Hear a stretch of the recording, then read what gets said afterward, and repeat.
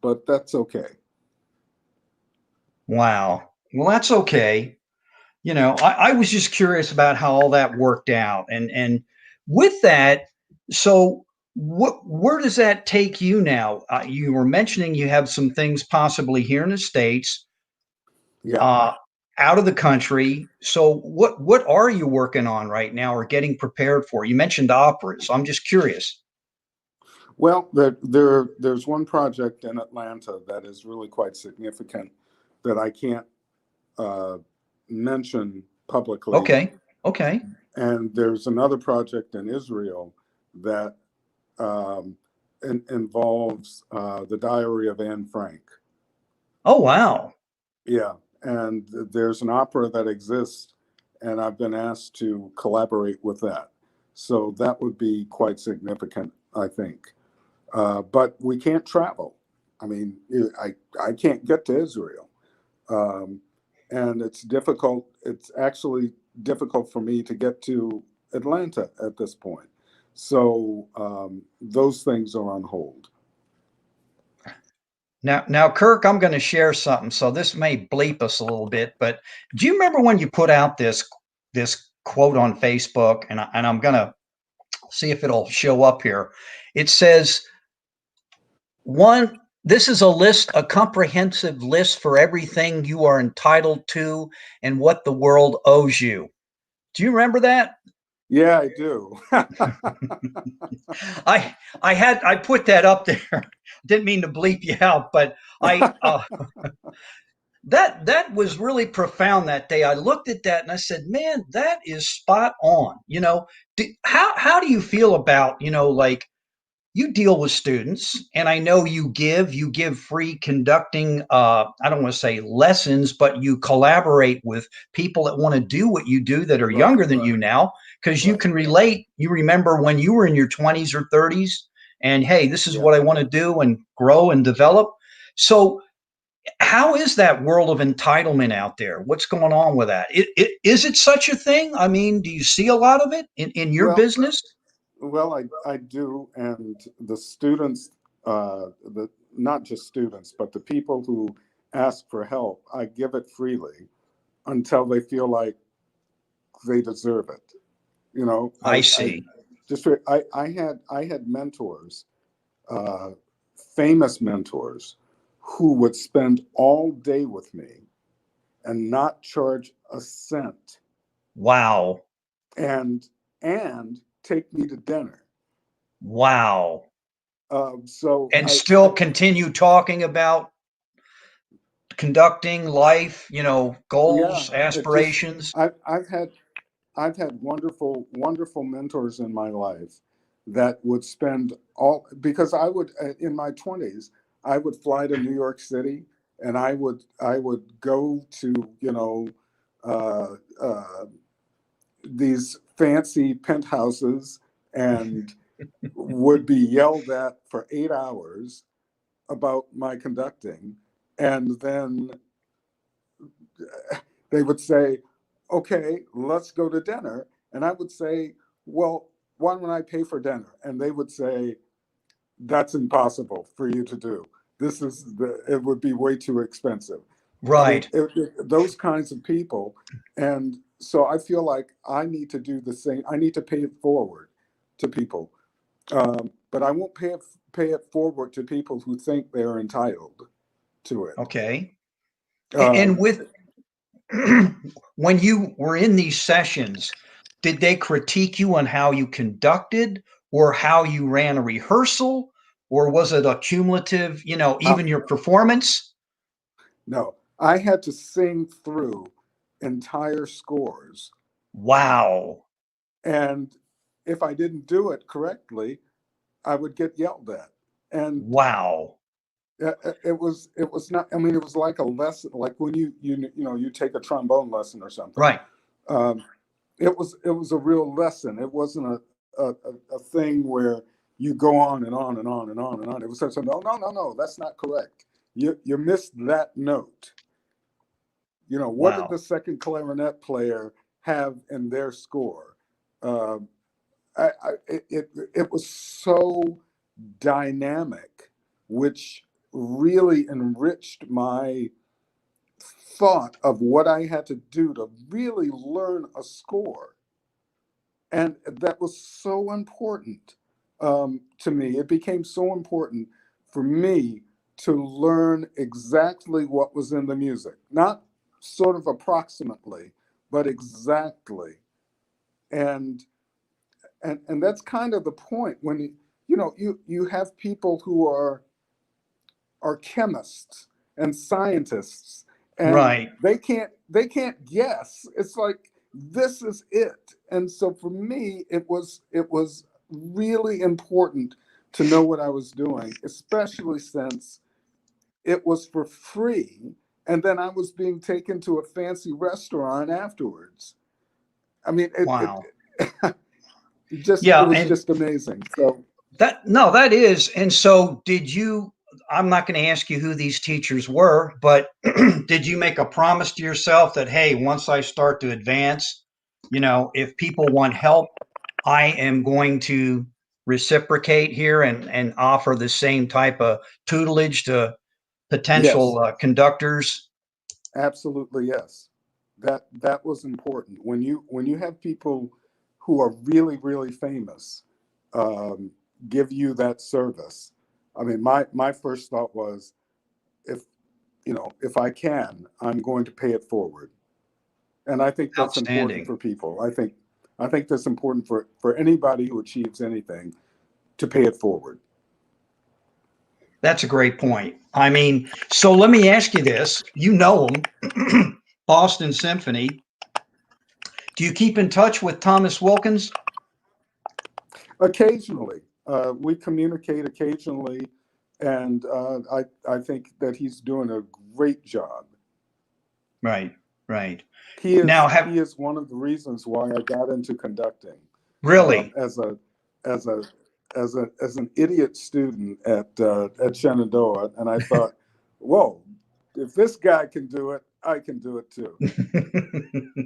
And Thomas, I remember, played tuba. He was a tuba player. Yes, Yeah, and he's a you'd good never he's know a that good looking at tuba. him because he's slender. You would think that's not what he would play, but you know, I do Well, he remember. played Yeah, go on. he played cello too. That's right. I forgot about that. You're absolutely correct. Yes. What I remember about you and Thomas is your approach. You were very dedicated, very serious. You sometimes have a dry wit about you. You'll crack a smile when maybe nobody's looking, but you know what's going on. I mean, it's the way you. There it is. It's kind of that look you're giving me right now. Um, when people, yeah, there it is. People would maybe yell, and to you're just like, yeah, no big deal. And I kid about this. My father used to tell me, and I'm sure this has happened with you, when this conductor was working with you and trying to draw out that goodness from you because he knew it was there. You probably were like, did you think about, hey, this guy's investing time with me, so how can I get upset with them? And that's what I was getting about the entitlement, like, don't yell at me or don't uh, correct me. Or and if you want to get better at right. something, whether it's sales, marketing, business, your own business, whatever the case may be, music, you have to put in the work. And some people get offended by that when they get corrected. And I've always kept an open mind because I'm figuring, hey, if somebody's going to spend some time with me, that means I must be doing something right. They think I'm worth the investment, and I'm not going to take it personal. It could even be like in sports, a coach yelling at a player. It's not that they're yelling at them, it's the lack of action or activity, and they want that other portion of activity to come out. So, does that Well, make sense? it does make sense, and I think, I mean, we all have transitions in our lives, as parents and as coaches and as conductors, and I think that I've learned a balance, because there's some people that can take criticism in certain ways. And I mean, it's like with any great coach, there's some people you can get on, and there's some people that you can get on privately. Right. And so I think I've learned that balance, and that the biggest thing that I've learned, I'll tell you, the very most important thing that I learned as a second baseman at my high school was that Please there was share one, this with us. This guy played well, sports too. So listen to this, everybody. there was one game that the coach got so teed off that he walked off and went into the stands, and he said, "I'm not going to deal with you guys." And so we took it upon ourselves to take. Whoop. We were losing, but then we ended up winning. And so he ends up coming back down onto the field, to say, "Hey, everybody, that's really great." And we all just walked off and went back to the locker room.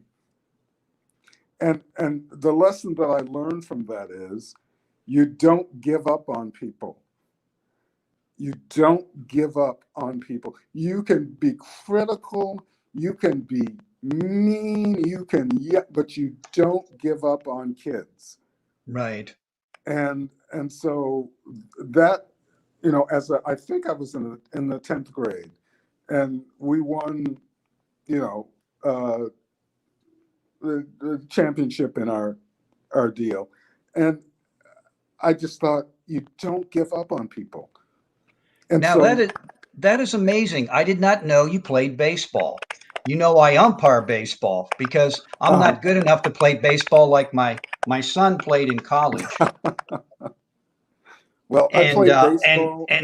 he even turned down some opportunities to try at the next level because now he's an accountant and all that, and Oh, good, good. he wants to make a few pennies, and he's going to get married here in a couple of weeks as well. So All right, that's great. yeah, right. But I Well, didn't know that about you, that you did play baseball. So that's really cool. How did you no, I develop a love for baseball? well, well, on the sand lot. I mean, there was a huge lot next to my house, and I played ball all day long. Wow. And this is back And in Baltimore, right? Am I right on this? right, Okay. right. And we played right-handed, left-handed, whoever's, if there were girls there, we played left-handed, we played right-handed, I mean, we played all day long. And, in terms of school, I lettered in football, I lettered in wrestling, I lettered in lacrosse, I lettered in track, because it was an era that you didn't have to just major in one sport. Right. Right. So all of those things, but there were all of those lessons that you learned, and Right. that I learned as a musician, um, that you don't give up on people. And so I don't know. That's my big deal. I don't give up on people. Right. And the thing about it is, Kirk, like you conduct. Do you remember when you started out, and did you ever doubt yourself? Hey, am I good enough to stand in front of professional musicians, whatever the orchestra, whether it's LA, Atlanta, Mexico, am I good enough to stand up here and lead a group of professional musicians? Did you ever doubt yourself? Oh, I still do. Really? Oh, And I you still brought up a do. great You, point last time. This is why I ask you this. You said, I don't really conduct them. They conduct me. And what you were saying was you may rehearse a certain section, or it might be phrased, and the night of the performance, they may do something just a tad different. And you'll say, hey, that's interesting. And you kind of go with it. I mean, you is gotta that you gotta go with it. And any conductor that says that they don't go with it is a fraud. I mean, okay? you have if you're conducting an orchestra of 94 people, I mean, Come on. I mean, if you think that what you do with your left hand is going to persuade people to, oh, gee, Oh, like, oh, no, he's I mean, cueing me or something, right? Yeah. yes, you know, you have to go with it. And anybody who says that you have total control over an orchestra of 90 so people, you don't. And you you just have to go with it and hope that whatever you've done in rehearsal sticks, because they're going to Right. do whatever the hell they want to do. Right. That's so.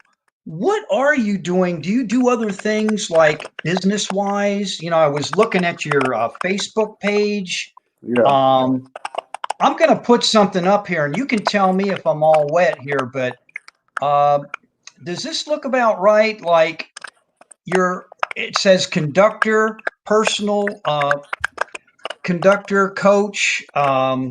This thing called daily yeah, choice. Do you want to elaborate on that, or and then you have yeah. like Well, a, I'm go ahead. doing some network marketing because obviously, you know, you need to make money. And so my daily choice is a company that's absolutely amazing, that offers various products that people have benefited from. Um, and it's mostly CBD. And Okay. there was a time a couple of months ago when I was in extreme pain, and these products helped me a great deal.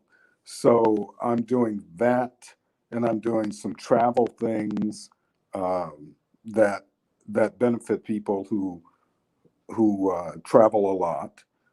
But I am I'm totally invested in um, in helping people with their music endeavors. And there are people, there are students, there are adults that call me for advice, and I do the best that I can.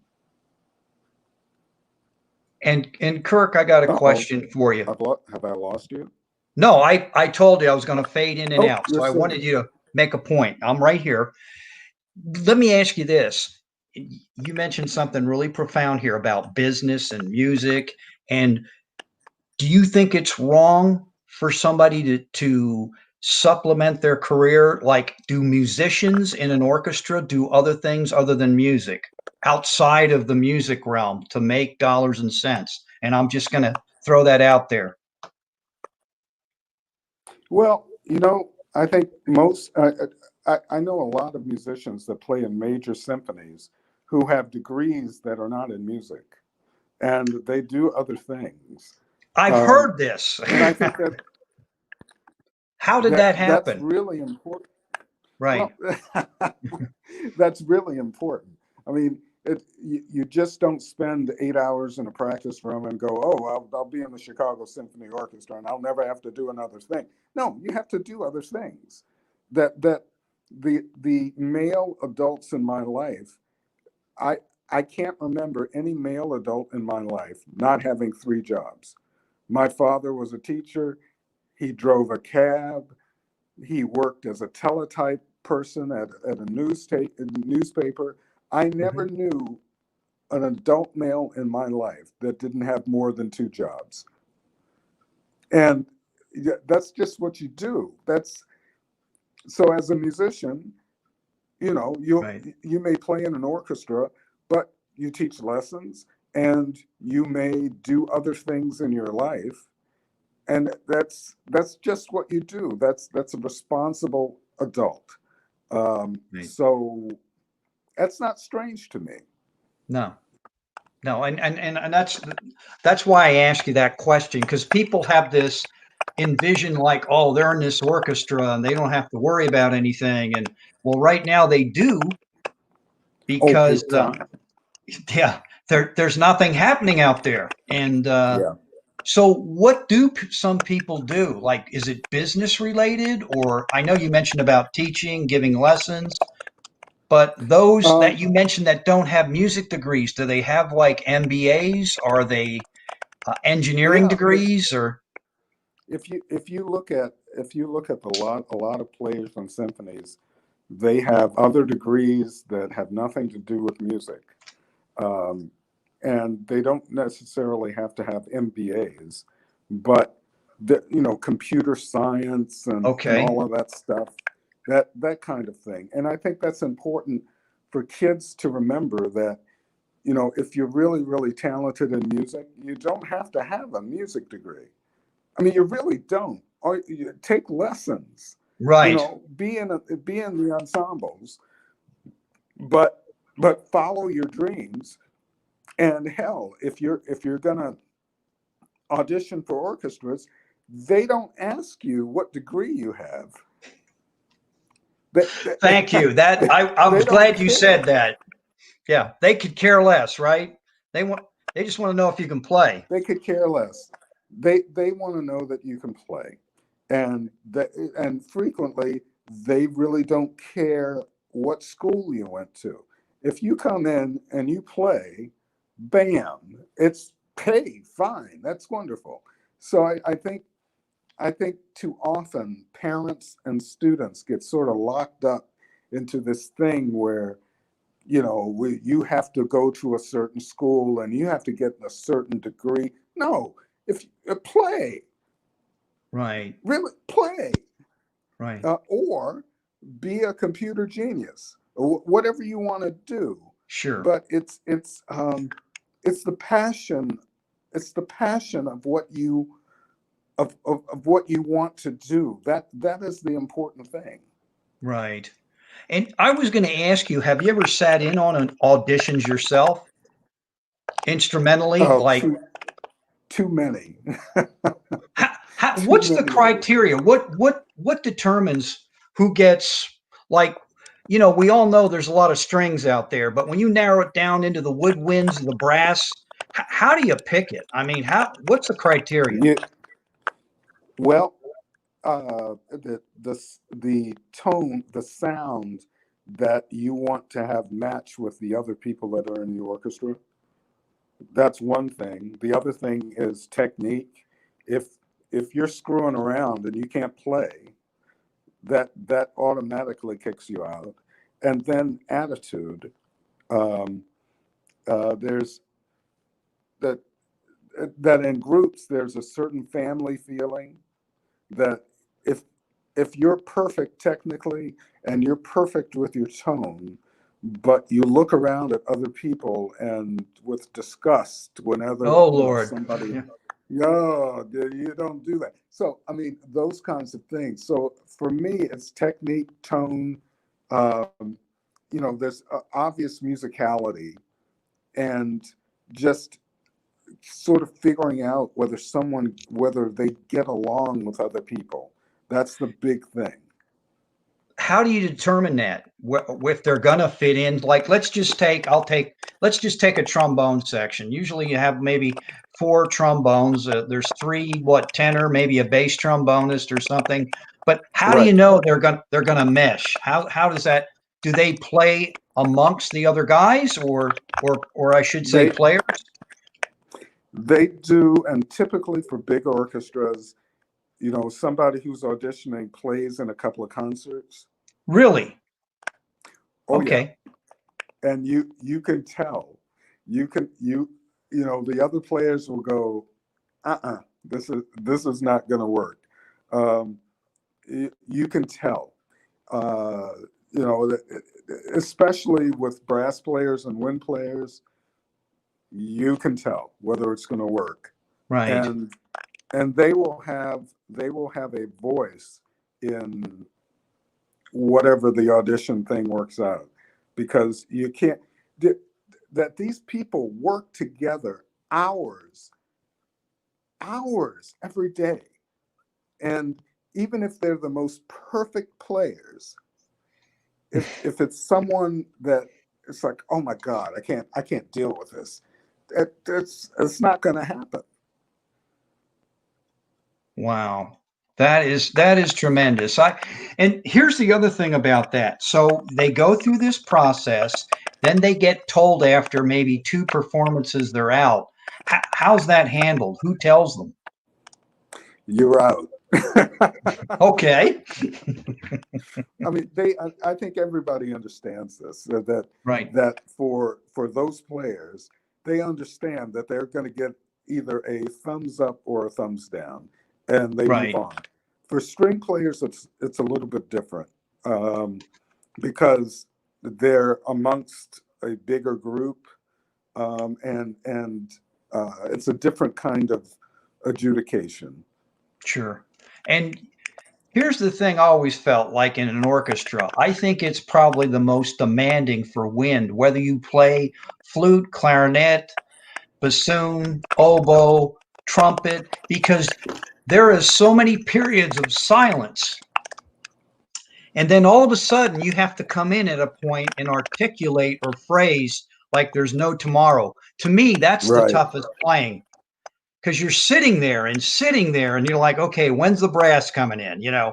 Or when are the woodwinds coming in here? It's Because we're getting nothing but yeah, strings and it's tough.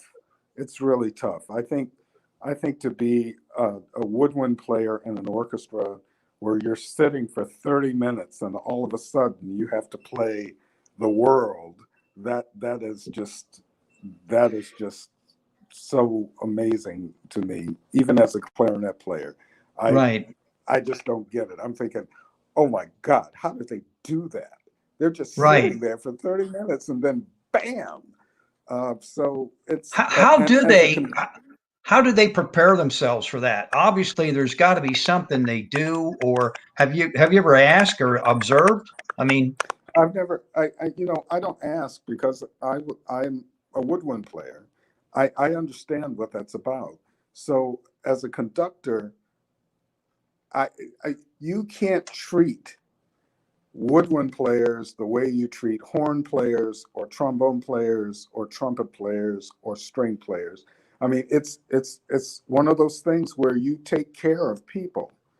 And right, the great conductors that I've observed, the really great conductors take care of people and not just right, instrument, but take care of people. And so you can't treat a horn player the way you treat a cello player at the end of the section.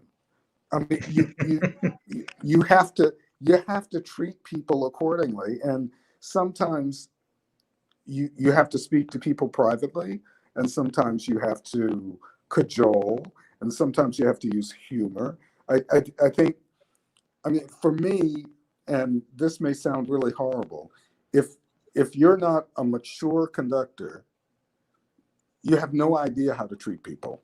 If you're not someone who's actually lived maybe, I don't know, a couple of decades, you right, you, you don't know. You look at someone and you go, I can't say that to that person, but I can to that person. And that's like business. I mean, you can't be in a business and think you can say this to that person and say the same thing to the next person. It's it's it's so much of a business. I mean, it really is just a people business. You got to take care of right, your people, as I'm right, as I'm sure you know. right. No, it's true. It's. I think it boils down to. I think the expectation level they'll perform, but it's how you treat the person. Right. Regardless of where they are in the orchestra or in business, and that's what people look at. How do you treat people, and particularly when I say the camera's off and there's no one around. How are you Right. treating people?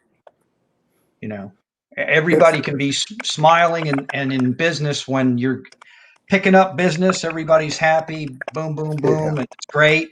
But what's it like when things aren't going well? Then how do you handle things like that? And how do you Yeah. handle other people? Maybe they're not performing to the liking, that you would want to see, but how do you handle it? And it all comes down to, you mentioned the word attitude. And I think Yes. that's paramount in anything you do. No one goes, just like in baseball, a person doesn't step in the batter's box to strike out. Uh, a trumpet player doesn't Except me. go up there to hit clams. What we call clams are bad notes. That's not why Right. they're there, you know. Or a virtuoso violinist, isn't there, to go through the motions, and it's not like they plan it to happen, but some things do happen. Have you ever conducted live where maybe it didn't quite come out the way you wanted to? And I'm not saying you personally, but maybe, notes didn't get played exactly, maybe the audience didn't know, but you knew, and probably the people inside knew. I forget about it immediately. I forget about it immediately. I never, if things go bad, if it's my fault, if it's their fault, I never mention it. I never say, you missed this or you missed that. I just, have a glass of wine and move on. The the the thing that I learned, I guess, from playing sports is that if you miss the double play, you miss the double play. You can't, if you don't do that pivot thing and it's over, you let it go. And so with my musical life, I let it go. There's nothing you can do about it. Right. Right. Now It's that's over. important. Well, tell us, what do you usually do in Houston now? You're living there? I mean, I'm just curious. So what do you do? Well, I'm living there. I'm enjoying being close to my kid who uh, is a Rice graduate and who's a Okay, so professional now violist. that explains why you're there. Okay. That's great. Yeah, I mean, but she is a very independent person, and she's enjoying her life as a professional player. But it Hey, and is she that's a musician, Kirk? Or yeah, she's a is, violist. oh my goodness. Now, what orchestra? I'm curious. Or She plays in everything. She plays in the ballet. She plays in the opera. She plays in the substitutes in the Houston Symphony. She has her own chamber group. She's doing everything, and wow. so I'm really proud of her. But that's why I mean that's the primary reason why I moved down to Houston to make sure that all of that. But she's got it covered. Um, D- does she ever so ask you for advice? rarely,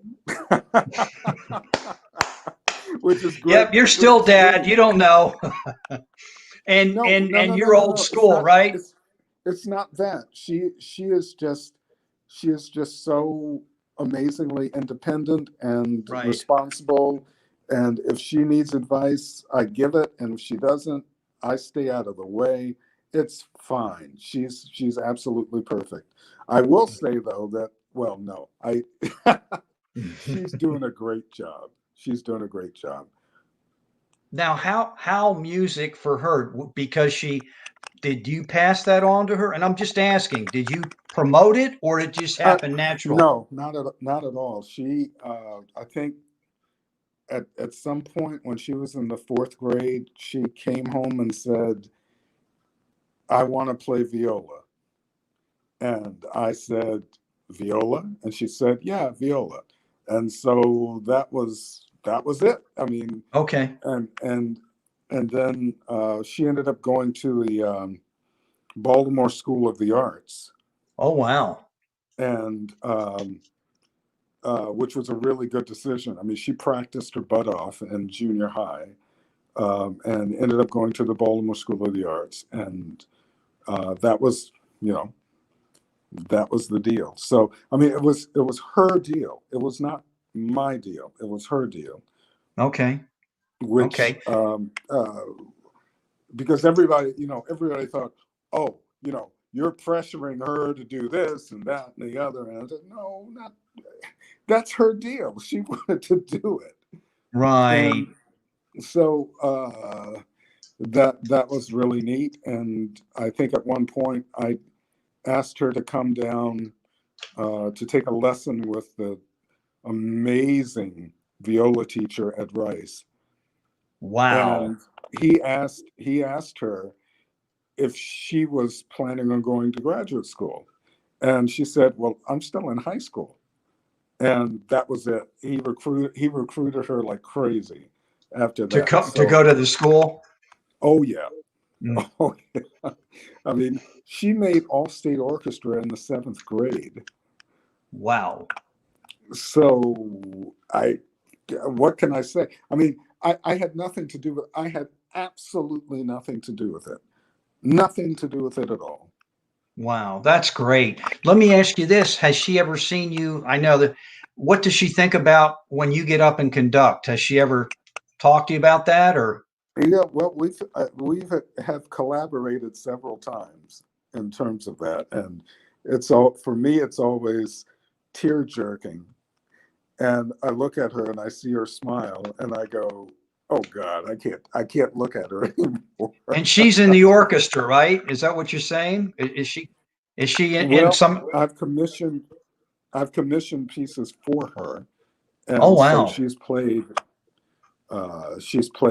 stuff, and I just I look at her as she's playing, and I can't look. I have to look away because it's just so neat, and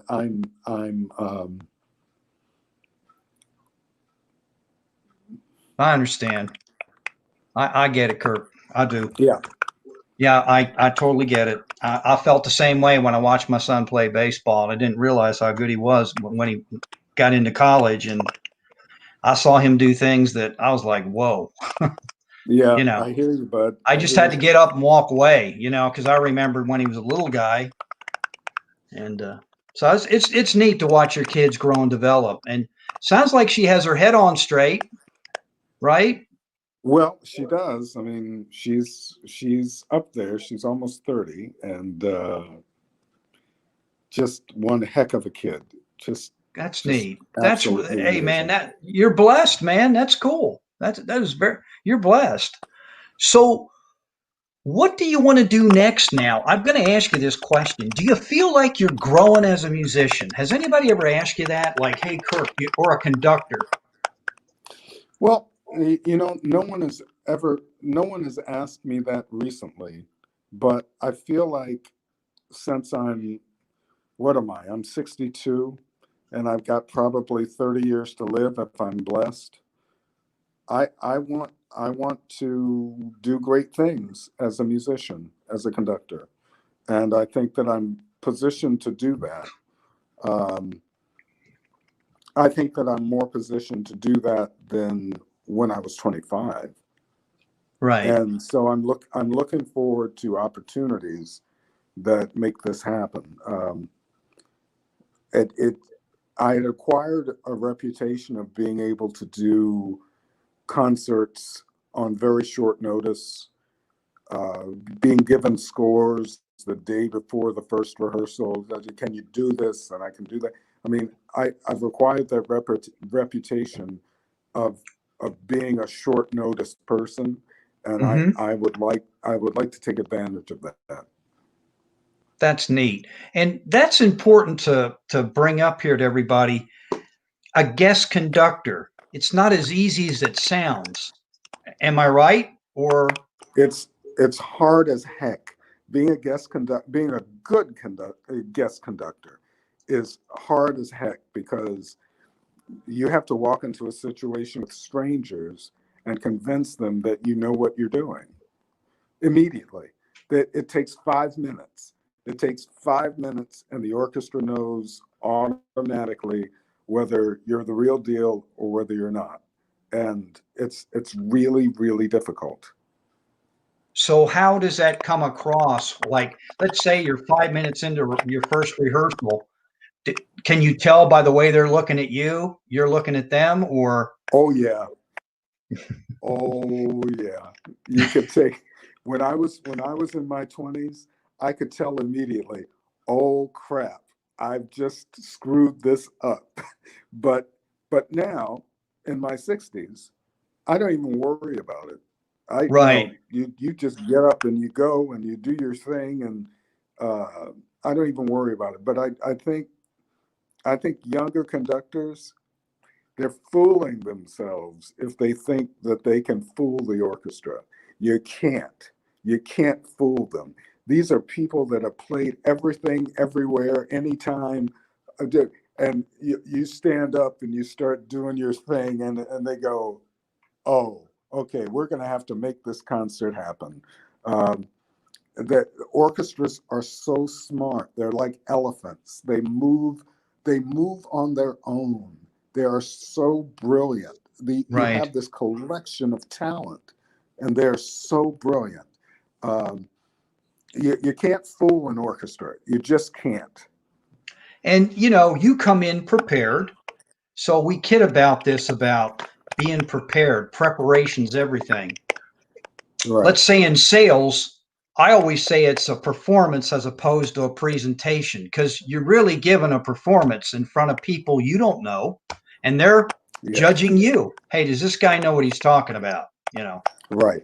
Is this the Right. type of guy we want to hang out with and do business with? He's an extension of the company. And That's absolutely true. I mean, it's pretty much the same thing, that the group is invested in being the best thing that they can be, and you're there to help facilitate that. right. So the business is the same. You are there to help them facilitate being the Chicago Symphony or the St. Louis Symphony or the Atlanta Symphony. You and if you can't do that, they will do it for you, but they won't hire you back. Right. And is there a favorite orchestra you like to conduct? I'm just curious. Is there one that sticks out you like to go to? Yeah, the one that pays me. Hey, I never asked this. I mean, I have an idea what musicians make, the players. What's a conductor make these days? Do you mind I'm sharing not that? going to tell you. I'm not going to tell you that. Okay. I thought I'd trick you into it, But man. but the deal is that you want to be with a group. I mean, it doesn't matter what, they're going to pay you, and you get a good salary as a conductor. But um, you want to be with people who want to be with you, and I Okay. think that applies to the orchestra. They want to be with a conductor who wants to be with them, And do and you guys so have fun together? I mean, is it like this conductor, you know, or player relationship? Like I'm up here, you're down here subservient, or do well, you, it's I mean, it's is there a not a boundary? It's not, well, there are boundaries, but it's not an up here, down here. You Hmm. you you can't, as a conductor. See, conducting is not a people friendly business. So you can't expect to go out and have beer with the players after every rehearsal. Um, but you can't expect to be, high and mighty. You do your job, you make music, you have a good time in rehearsal, and then you go home. But it's not an up here down here thing. It's just it's your gig. It's like, anybody in the orchestra. It's their gig, and you can come up and slap somebody on the back and go, hey, this is working out really well. But then you go home. Gotcha. Okay. And with that, is it kind of like a family? I mean, have you ever been invited to any of the weddings from people in your orchestra? I'm just curious. Um, Sometimes, but there's there is a boundary unless you've been with a group for a long, long time, Right. and and conductors of major symphonies who see, they see people getting married in their orchestras, and they see children being born, and they see people retiring, and they see people dying, and all of that. I mean, that's one thing. But if you're just there, if you just come in, and you can't expect to have immediate intimacy Right. with a group of elephants. I mean, you just can't. And so you know, as a person, you have to wait for that to happen. Kind You of know, like like a, rite of passage, so to speak. I mean, I'm not trying to be funny about that, but it just, you develop that over time if you're with the yeah, group, right? you develop it over time. You let it happen. You can't, as a conductor, you can't force, you can't enforce immediate caring and love because they don't know you. You know, they don't know you, so you can't Right. immediately say, "Well, I'm now your conductor, so you have to love me now, immediately, right now." You can't. You No, just I can't. got you. You can't do So, that. so with that, that brings up an interesting point. I'm just thinking out loud here. So when you are dealing with younger conductors, what advice do you give them, Kirk, that, you were mentored? So how do you help them? And is there any rising star that we should be looking for that's working under your tutelage? No, there are no rising stars working under my tutelage. Hey, But you never what know.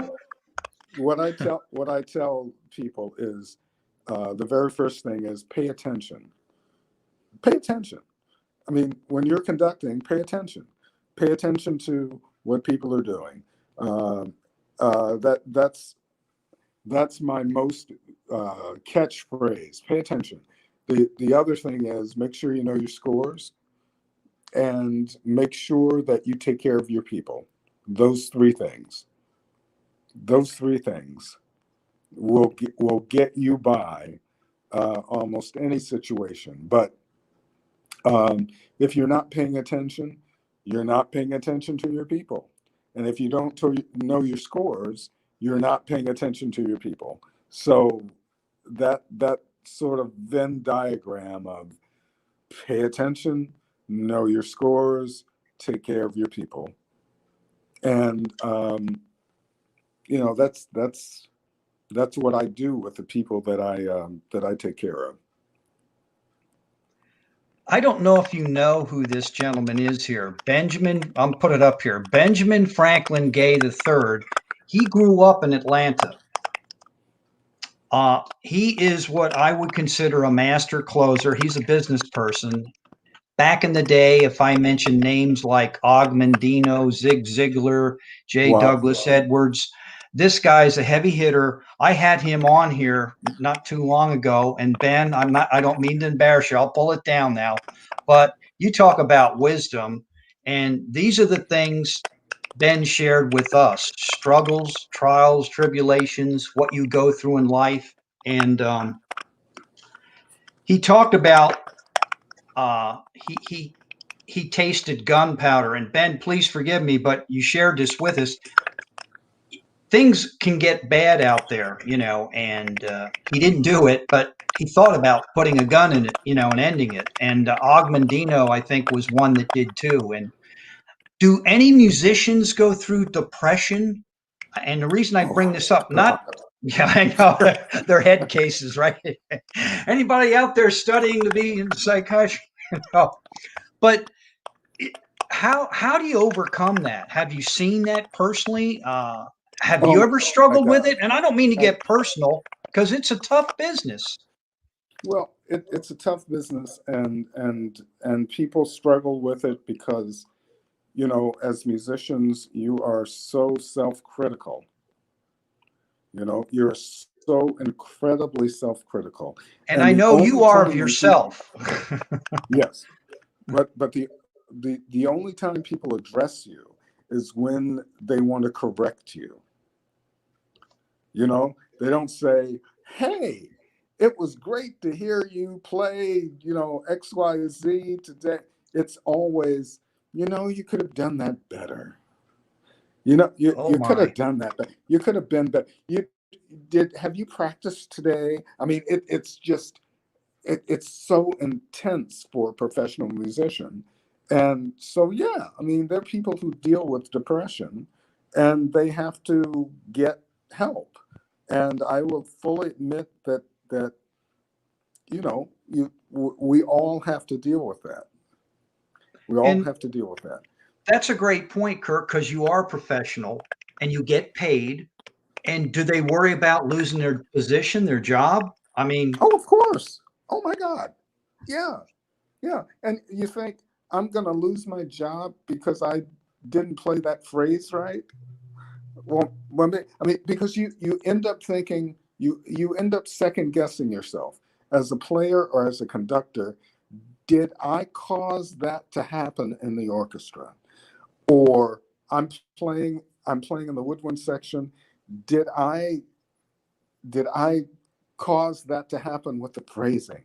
And oh my God, is the conductor going to, sanction me? Or as a conductor, is, are the players going to say something about my my technique and whatever? I mean, you're always criticizing yourself, but it's different in the regular business world. You go, you do your thing, you go home, you have a beer, you go to sleep, you get up, you go again. I mean, it's like you're in public all the time. You're in public all the time, and right. you think everyone's looking at me. Everyone is, evaluating me all the time. It's not like 40% of the time. It's all the time. So a long answer to your short question, yeah, that's a problem. So what do some people do? How do they deal with it? I mean, like you are mentored by. I'm still going to assume here that you're still learning, and you have Yeah. people that are mentoring you, conductors. How do you deal with that? Do you talk about that with your mentor or mentors? Not anymore because my all of my mentors are dead now. Are they really, So Kirk? yeah, they're all dead. But what I remember from a couple of them was you have a responsibility. Me, you have a responsibility to be the best you can be, and that's what you need to remember all the time. You have a responsibility to be the best you can be. Now, when you're done rehearsing or conducting, let it go. And with Just that, what do you do to unwind? You're in that pressure cooker. So what do you do? Like obviously you've well, got your daughter, you can go watch her. But I mean, well. what do you do? I right now I'm sitting in a beautiful lanai in Florida, Oh wow. and I'm looking outside at the darkness with the little lights happening. That's what I do. I find ways of getting away. Right. Do you And this read a lot? Do you read? Do you read a lot? Like books.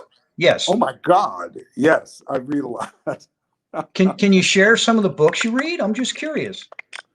Well, I mean, you mentioned the Augmandino and um, uh, Zig the Ziglar, so that yeah those things that I'm reading Napoleon Hill. Have you ever Napoleon Hill, yes, but I read There you go, those Ben Gay, Napoleon Hill. Ben knew Napoleon Hill. That's the guy I put up and there. Yes. Proctor. You know, I Yeah. mean, you just those people that are so inspirational. But I read nonfiction, I read fiction. Um, I to just get away, to get my mind off of, Sure. oh my God, is this going to be a major chord or a minor chord?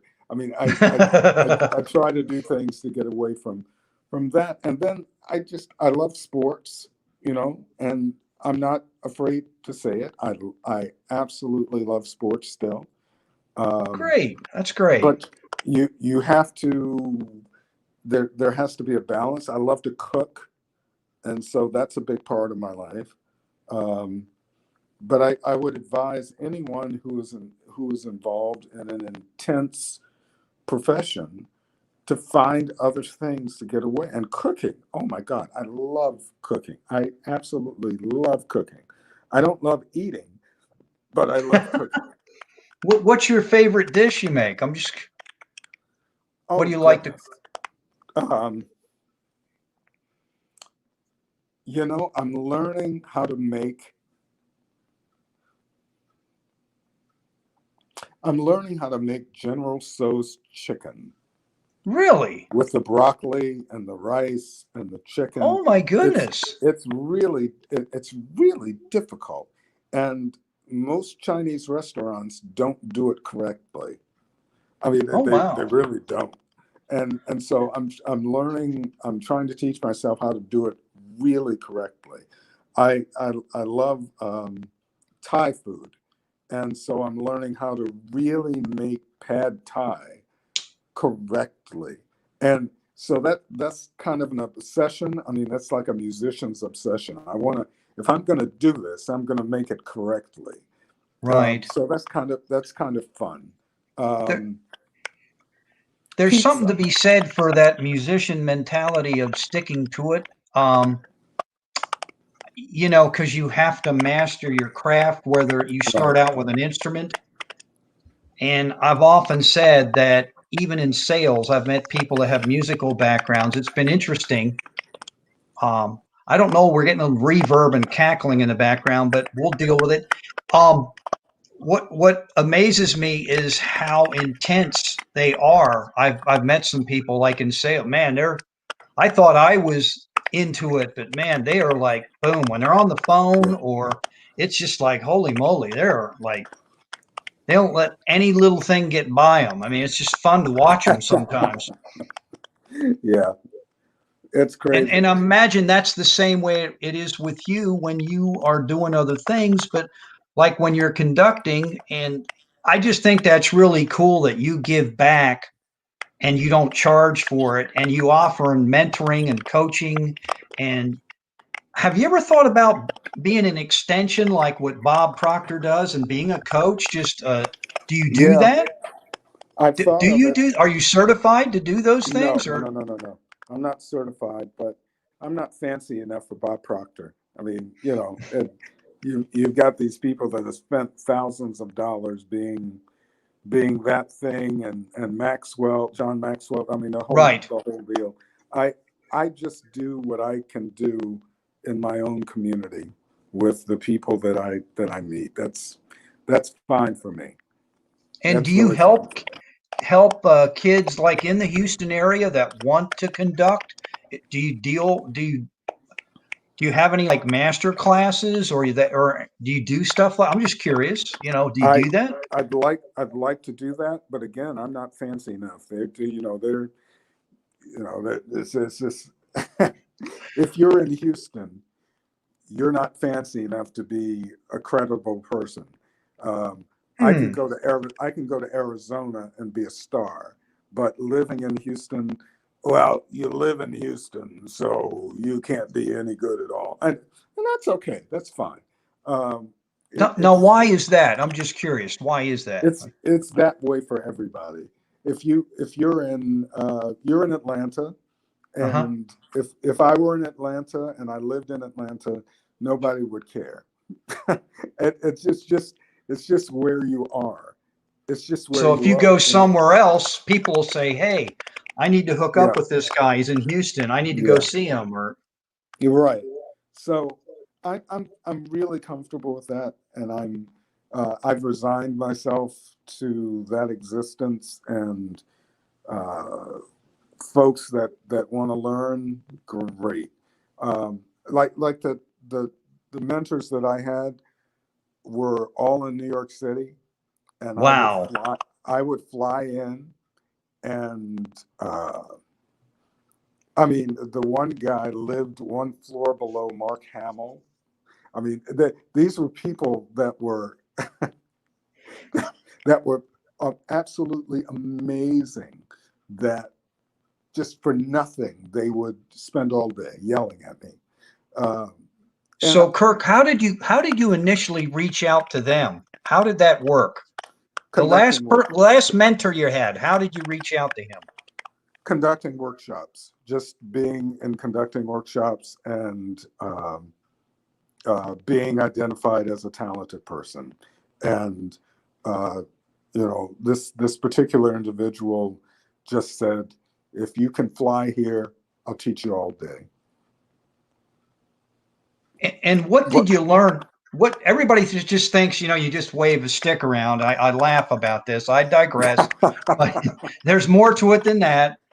As we know, that the French word for the baton, as they call it, baton, it's French, but that little piece of white stick, as I kiddingly call it. But what did they teach you to make you a better conductor? I know you talked about singing the parts, but what else did they bestow upon you?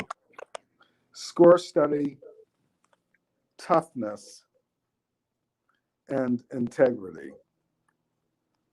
Score study, toughness, and integrity. And that was really emphasized, that there was no bull crap. I mean, you either knew it or you didn't know it. And that's what I learned, that if I expected to have an all-day lesson, I had better be prepared. I was going to ask that. So you'd come prepared from like last week or a month, and they tell you what to work on. So you better work on it. Now you're coming back for another session, right? And if you don't do it, they're all over you. Oh, my friend, you didn't want to come unprepared. You didn't want to come unprepared the first time. And this person that I absolutely loved and adored and respected, who just died recently, invested so much time with me, and I didn't ever want to come unprepared. So wow, that translates into stepping in front of an orchestra and being prepared. It was translatable. It's just like I had to be prepared. That was the big thing. Wow. And that goes back to, whether it's music, business, everybody talks about preparation, preparation, preparation. I remember my dad, this is going back to like World War II, but they said how much they trained and they trained and they trained and they trained some more. So when it came time to take care of business, at that time he was in the South Pacific in the Navy, you just did it. You didn't even think about it, and you took care of business, and because you had someone to the left and to the right counting on you to get through the engagement. And I that's why I kiddingly ask you about entitlement. Is there that much entitlement out there? Some people say our younger generation is soft because they feel they're entitled. You would know more than me because you're out there, in the music world, and you're dealing with college. Uh-oh. Whoops. Did I lose you? No, I'm here. So, okay. What I was going to say is you probably see it firsthand if it happens. I mean, do you feel like there is entitlement all the time, or because there are some good people out there, younger people, they're hardworking folks. They're hardworking people. They're hardworking young people, but there is a definite culture of entitlement, and I think that's kind of reinforced by our formal education system. I don't think it's reinforced by people like me who don't have to deal with the formal education thing anymore. I think parents need to be better. Parents need to be better. They can't be friends. They need to be better. And then people, on the periphery like me can be better, can make sure that kids are doing that thing. It's like being a coach, for example. If you're a football coach or a baseball coach, you've got to be better as a coach. You have to expect more.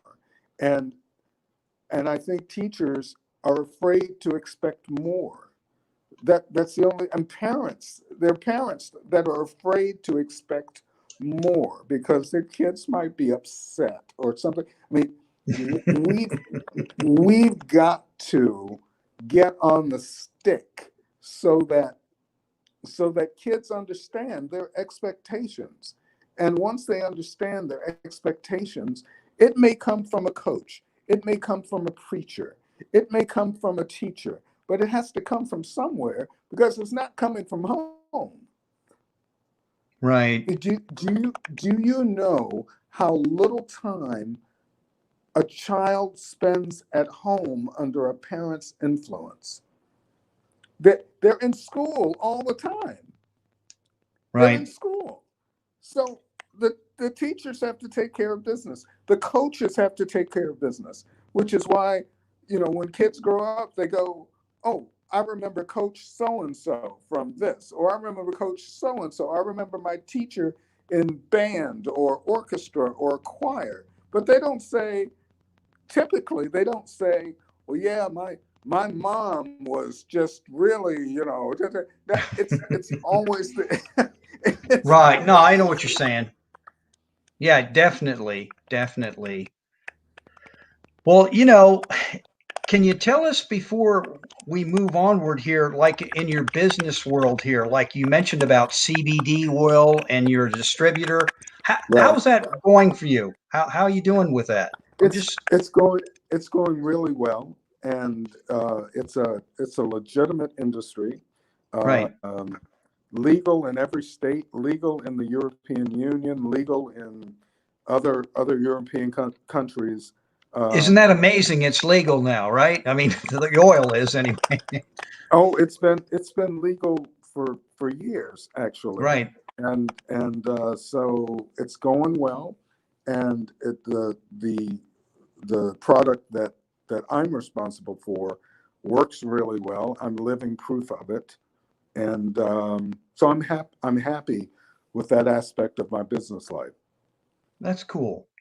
So when do you think you're going to actually get a chance to get up there and conduct again, live music? I mean, I know you mentioned earlier you had some projects, but when do you Whenever think live music will happen? there, I mean, Broadway is shut down. I mean, there's no shows on Broadway for a year. Right. So whenever people decide that we're able to open up again, so I'm not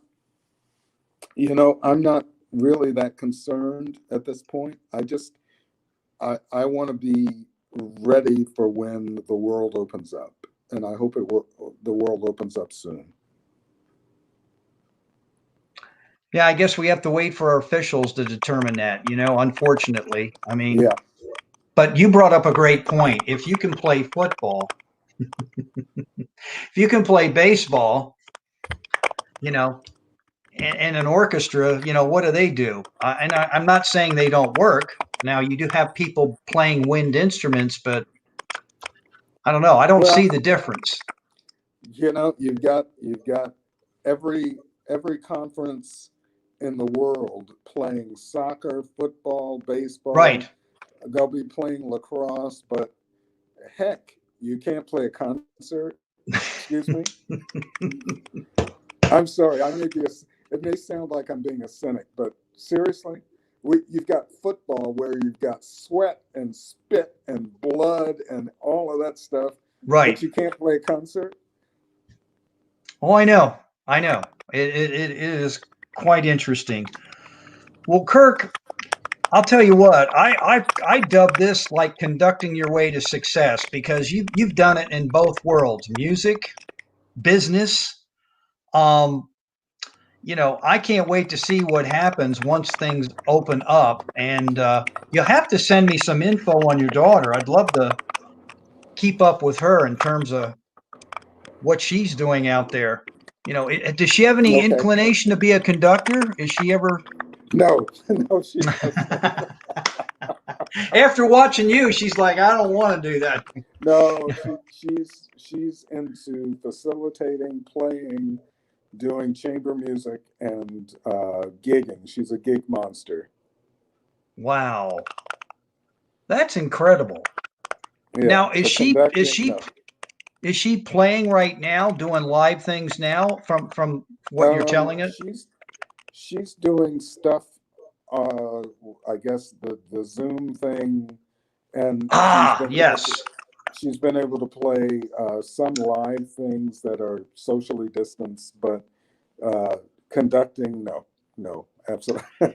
Yes, I've seen some of these brass players from orchestras do the Zoom deal, and they have multiple screen, and it's different, There's no conductor though, but I understand how you feel about it. Well, Let's have a virtual concert. That would be pretty unique, wouldn't it? oh yeah, real unique. Well, Kirk, I'm going to say, that's really all I have. I appreciate you sharing again with us. I wish you nothing but the best, man. You're a good person, and I can only imagine as a mentor for young conductors. That's they don't know, but from where I'm sitting, they should feel privileged and honored that you take time to do that. I'm really impressed that you're passing that on from the way you were taught, and I hope others pick up on that you mentor, that later on in Yeah, their life they'll say, hey, I remember Kirk Smith. What do they call you? What do they call you when they work? Do they Mr. Smith, or Mr. how does?